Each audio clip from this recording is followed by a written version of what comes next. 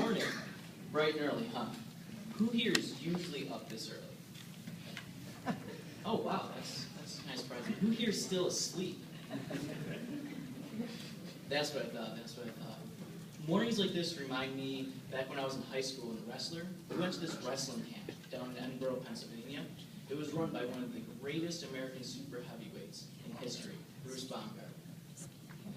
So we started every day, begrudgingly, at 6:30 in the morning, and we had 8-hour sessions. One day, midway through the week, we were laying on the mat, questioning why we were spending our summer vacation this way in intensive training 8 hours a day. Watching young kids who somehow defy all the laws of nature and still can sprint up and down this gym that hold 4 Olympic-sized pools, playing wall ball, again at 6:30 in the morning, when all of a sudden the doors flew open and this massive human being emerges, bellowing, "I love this sport! It's a beautiful day!" We all jumped to our feet. He had our attention. "I love this sport! It's a beautiful day!" And you know what? I look around today and I think, this is a beautiful day. And I do love this sport. I mean, I'd have to. How else could I make it through 8 years of college? Part of my program at Penn allows me to TA the undergrads. This past fall, I had freshman mechanical engineers for their physics class. And I walk in, and I started introducing myself. I'm Nicholas Schneider. I'm a PhD student. I work with Dr. Heimbaugh. And then I get to the point, it's like, I'm starting my 8th year of college. Shopping. You can see the life drain out of their face. Here they are, in their first day of college, and somehow there's someone in front of them who's been there for 8.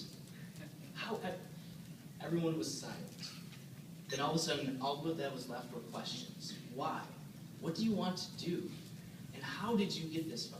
And you know what? Those are the questions I'd like to tell you how I've come to answer them today. These 3 things. The first one being why. Why are you here? Why are you doing what you're doing? This is possibly the most important question you can ask yourself in life. What is important to you? When I was at RIT, a teacher and close mentor introduced me to this book, Stephen Covey's 7 Habits of Highly Successful People, when I was trying to answer this question. And it's a great book. If you had it, you should definitely take the opportunity to read it. One activity he suggests in the book that's really stuck with me through the years is the following. Covey challenges us to imagine you are sometime in the future. You are at a funeral. This funeral is yours. You look at the program, and you're going to see 4 people are going to speak. Someone from your work, someone from your church or community, a close friend, and a relative.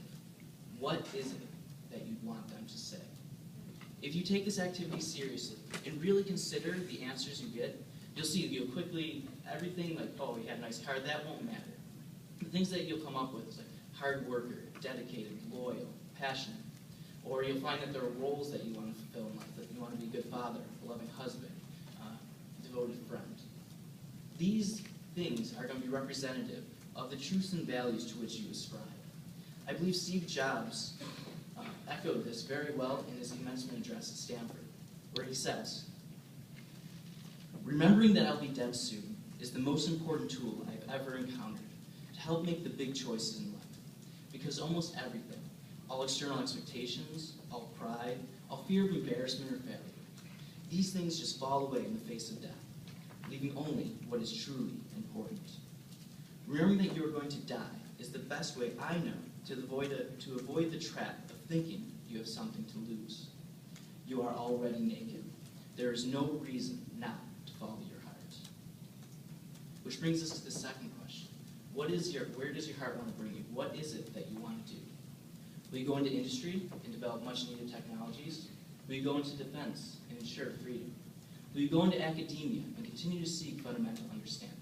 Or maybe even you'll go off on your own and start your own adventure. Now is your time at RIT to figure these out. You have a great opportunity while you're here. Take advantage of the experiences that you can have. You're already doing that by doing research, but get involved in club. Take chances while you're here, especially because you always have the opportunity to start anew the next semester. I think back to my time at RIT, and one of the most important things really was the co-op education. RIT's co-op program precedes all of us.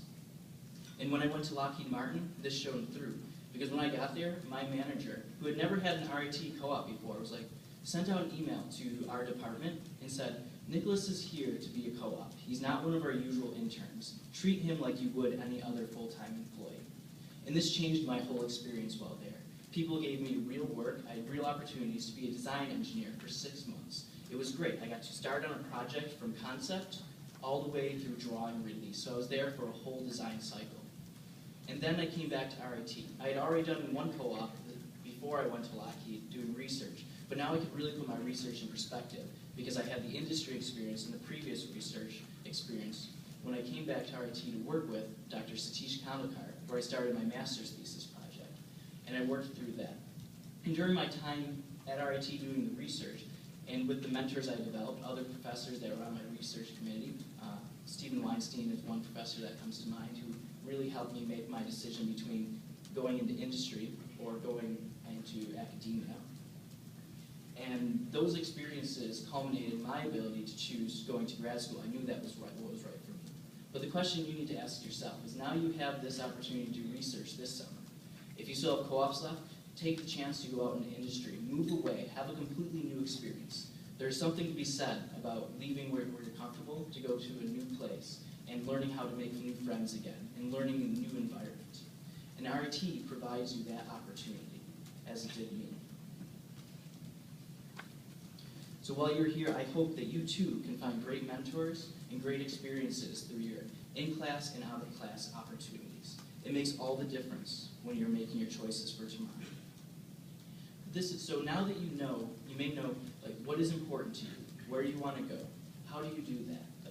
What can you do today in order to make sure you are successful tomorrow? And I believe the most important thing that I've learned is taking care of your health. You cannot replace exercise. You cannot replace sleep, no matter how much coffee you drink, believe me, I've tried. And you cannot replace drinking water. I think one thing that I've really learned through doing some research, and then also whenever you don't drink enough water, that's when you get tired and you get sleepy. So I recommend drinking your cup of coffee and drinking 2 cups of water to go with that. So once you have your health, making sure that your health is there and that you are exercising, because this will bring new ideas and this will open up your mind when you're doing your work and make it easier to continue on with, especially on those days where you are bummed down and you forget that, it is a beautiful day. And I do love this sport. And those are the days where you really do need to pay attention to your health. The next thing, once you've taken care of that, the next thing is get involved with your community. The people around you are your most important aspect. I truly believe that the foundation of a life is the relationships that you form.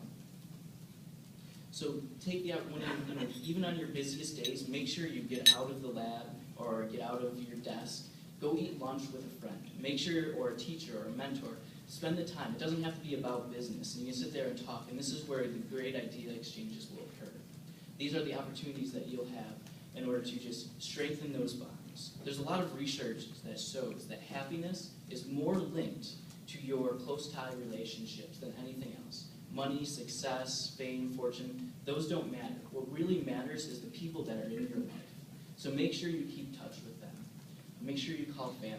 Make sure you call your friends. It's hard to do, but take the time. Most important, and then after that, the next thing is have a positive attitude. This is what Bruce Baumgartner was trying to tell us when he blew those doors open bright and early that morning in the summer over a decade ago.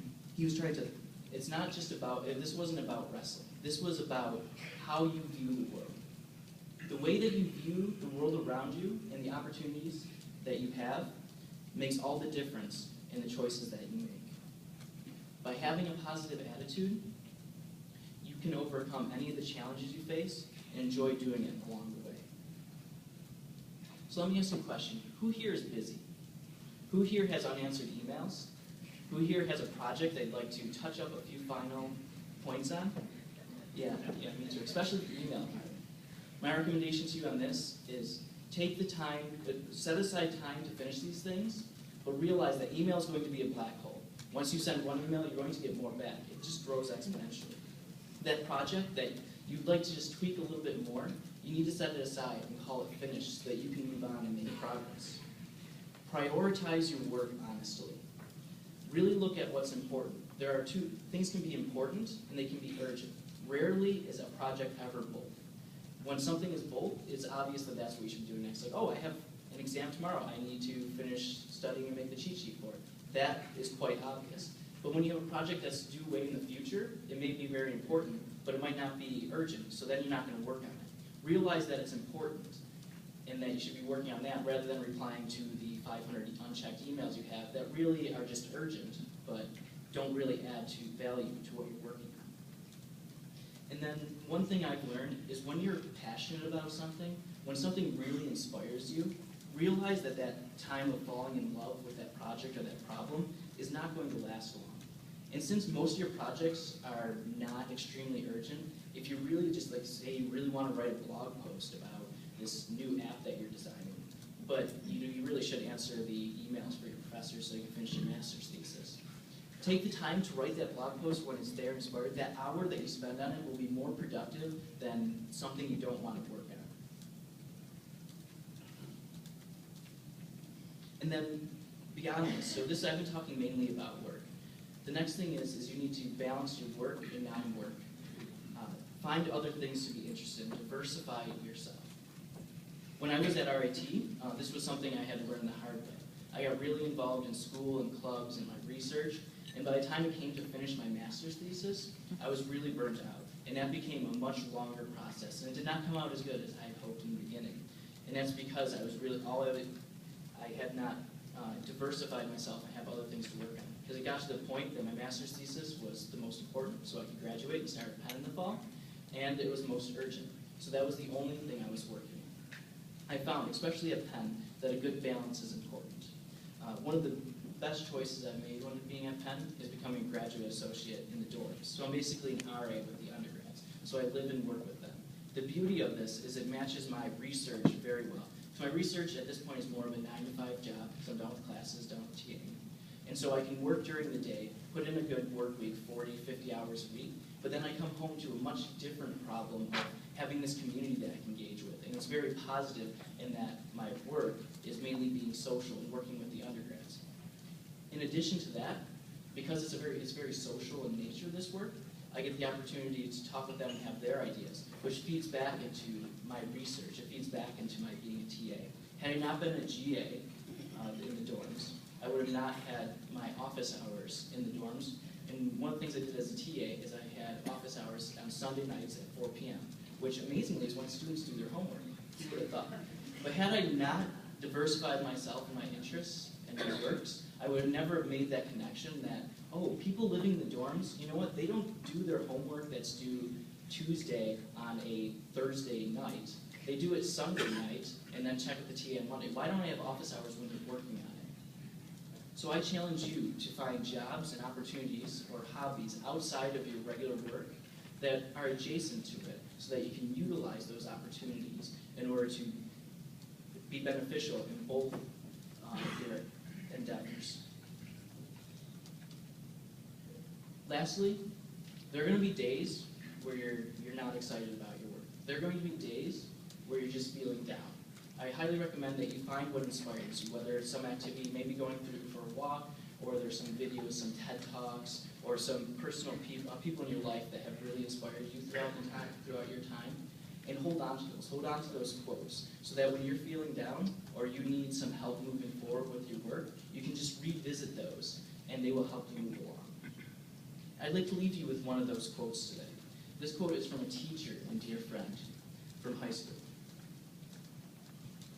Now is your turn to take the wheel and steer the ship. You'll face worse storms ahead, storms which dwarf the challenges you have faced so far. You have fears to face, heights to climb, and you will lose people along the way. You must look toward the stars in your life, those people who love you and have tried to teach you to be navigators of faith and virtue. Climb the mountains, fight the good fights, help others along the way. Be bold and be loving, and stand strong to face the trials and tempests that await you. Look to the heavens for inspiration and direction. You are continually readying yourself to take on the burdens of sea captains, the burdens of men. Thank you.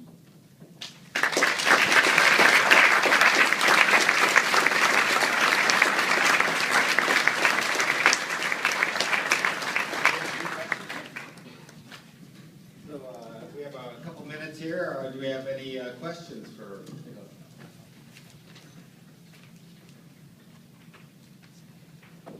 Still too early for questions?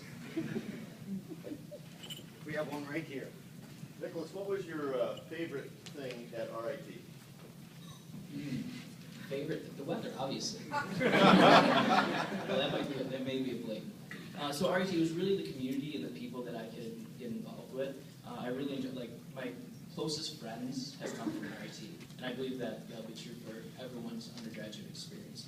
But really, the people led to opportunities to get involved, which led to more of my enjoying being in RIT.